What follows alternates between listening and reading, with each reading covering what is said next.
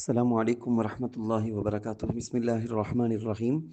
پیارے بچوں، ہم اللہ کے ولیوں کے واقعات، ان کی عبادت مجاہدہ کے، اور کیسا اللہ سے ان کی محبت تھی، کیسا پیار کرتے تھے، اور اس کے بارے میں واقعات ہم کنٹینیو سنتے ہیں۔ بچوں، کل بھی ہم سنے تھے امام اعظم ابو حنیفہ رحمۃ اللہ علیہ کا واقعہ۔ کل ہم اس واقعے میں سنے تھے کہ حضرت امام اعظم ابو حنیفہ رحمۃ اللہ علیہ شروع میں ہر رات 100 رکعت نماز پڑھتے، عشاء کی نماز کے بعد 100 رکعت نفل نماز پڑھتے تھے۔ لیکن ایک بار کیا ہوا، راستے میں جاتے ہوئے دو آدمی آپس میں بات کرتے ہوئے بولتے ہیں کہ یہ جو جاتے ہیں نا ابو حنیفہ، وہ روزانہ رات میں 500 رکعت پڑھتے سو۔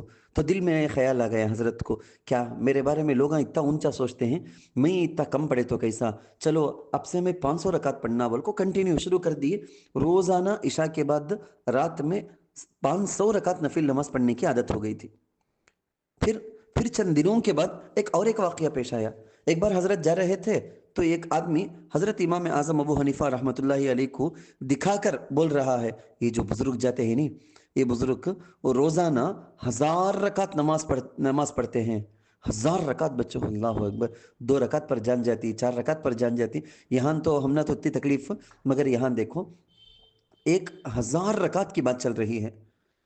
اب امام اعظم ابو حنیفہ علیہ الرحمہ کا معمول کیا تھا؟ ڈیلی 500 رکعت پڑھنے کا۔ جب امام صاحب یہ بات سنے تو بولے کہتے، اگر لوگ میرے بارے میں یہ سمجھتے ہیں کہ میں 1000 رکعت پڑھتا ہوں، حالانکہ میں تو صرف 500 رکعت پڑھتا ہوں، تو مجھے اللہ کے سامنے جواب دینا ہوگا نا کہ لوگ تیرے بارے میں یہ سوچتے ہیں، مگر تو تعریف 1000 رکعت کی تعریف لے لکھے پڑھتا سو 500 اچنا بول۔ یہ سوچے کہتے اللہ اکبر، کیسی سوچ دیکھو! ارادہ کر لیا کہتے اب سے میں روزانہ 1000 رکعت پڑھوں گا۔ زندگی بھر امام اعظم ابو حنیفہ رحمۃ اللہ علیہ اپنا معمول یہی بنا لیے۔ کتابوں میں لکھا ہے کہ 40 سال تک عشاء کی نماز کے واسطے وضو کرتے نا، پوری رات عبادت کرنے کی وجہ سے ووچ وضو سے فجر کی نماز بھی پڑھتے سو، پوری رات ان کی عبادت میں گزر جاتی تھی۔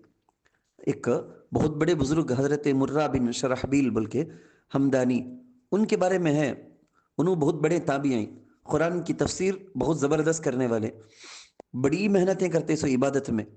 ان کے بارے میں دیکھنے والے دیکھ کو بولے گتے، ایسے سجدے کرے ہیں، اتنی زیادہ نمازیں پڑھے ہیں کہ زمین کی مٹی ان کی پیشانی کو کھا گئی، زمین کی مٹی ان کی پیشانی کو کھا گئی بول کے لوگاں بولتے سو گتے۔ دوسرے بزرگاں بول کو ہیں روزانہ انہوں 600 یا 1000 رکعت نفل نماز پڑھتے۔ شاگردان گئے جاتے نا، گئے تو تھوڑی دیر بات کرتے سو، اس کے بعد پھر کھڑے ہو جانے کا نماز میں۔ ان کے چہرے میں، ہاتھ میں، پیر میں سجدے کا زبردست اثر دکھتا تھا۔ ہمیشہ نماز پڑھنا یہی ان کا معمول۔ بچوں، ہمارے بزرگوں کو دیکھنے سے ہم نے کیا سمجھ میں آتا معلوم؟ ان کا عجیب حال، ایک طرف اللہ تعالیٰ سے پیار، عشق، محبت کے، اللہ کی عبادت ایسی، دوسری طرف لوگوں کو فائدہ پہنچانے کے واسطے پڑھتے، قرآن پڑھتے، حدیث پڑھتے، تفسیر پڑھتے، اس کے بارے میں ریسرچ کرتے، لکھتے، انہوں عالم بنے، مفتی بنے، انہوں محقق بنے، تحقیق کرتے، مطالعہ کرتے لوگوں کے لیے۔ بچوں، ہمیں بھی ایسا یہ سب چیزوں میں ہمیں لگنا، ہمیں بھی پڑھنا، ریسرچ کرنا، ہمیں بھی لکھنا، دین کے بارے میں لکھنا، چاہے تمہارے پاس سورس ہو، تمہیں دین کی بات لکھ کر، بول کر، کسی بھی طرح سے پہنچاؤ، یہ ہماری ذمہ داری۔ امت پر تمہارے دل میں ہمدردی پیدا ہونا، امت کے بارے میں غمخواری پیدا ہونا، تمہیں کوئی سا بھی کام، تمہیں علماء سے تعلق رکھو، تمہیں کتابیں پڑھو، تمہیں بیانہ سنو، تمہیں لوگوں کو نصیحت کرو، غلط کام کرنے والے کو سمجھاؤ، اچھا کام کرنے کے لیے بولو، دعوت و تبلیغ کے کام میں لگو، دوسروں کو اچھا کرے تو کیا ملتا، برا کرے تو کیا سزا ہوتی، سب بتاؤ، اللہ کی طرف سب کی توجہ کو لگاؤ۔ یہ سب کے سب کرتے کرتے اللہ کو ہرگز نہ کو بھولو، رب کے ساتھ تعلق، وہ اصل ہمارے پیدا کیے جانے کا مقصود۔ اللہ تعالیٰ سے دعا ہے ہم کو اللہ نبی علیہ الصلاۃ والسلام جس طریقے پر بندگی سکھائے ہیں، اس طریقے کے مطابق اللہ کی بندگی کرنے کے اللہ ہم کو توفیق عطا فرمائے، آمین۔